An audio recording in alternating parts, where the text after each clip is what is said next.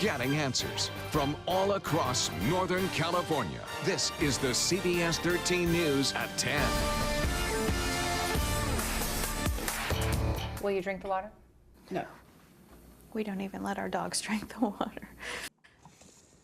Moms of kids with cancer concerned about chemicals in the water in Ripon. Now their concerns have spread to the air. CBS 13 investigator Julie Watts has learned drinking water with these chemicals isn't the only concern.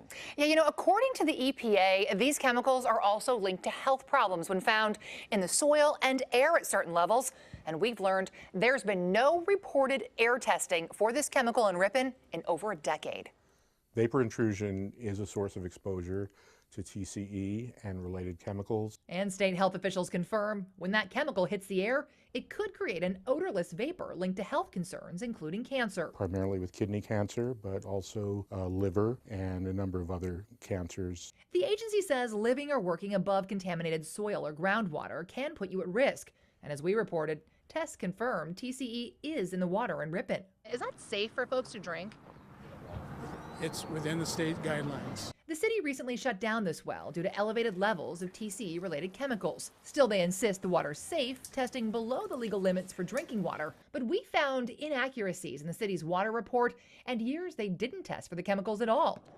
And drinking water aside, some parents are just as concerned now about the air impacted by the water. My concerns that I have is that our children played soccer, baseball, hung out on the grass, just sitting. Kelly and Monica's sons are two of the 4 children diagnosed with cancer at Weston Elementary. After they raised concerns about the cell tower, the school district commissioned soil samples on campus, looking for other possible answers. Their findings? Near surface soil does not pose a significant risk to human health and the environment. The district tested for weed killers, pesticides, arsenic, and lead, but they did not test for TCE. It's a pretty inclusive report. The consultants hired to perform the testing tell us the district didn't tell them about the chemicals in the groundwater, linked to the former Nestle decaffeination plant in Ripon dating back to the 70s.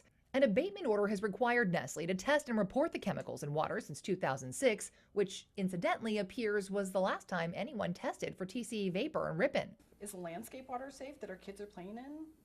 I don't believe that it is. Nestle's latest annual report found elevated levels of the chemicals in the upper aquifer and some Ripon irrigation wells, including one for Ripon Public Schools.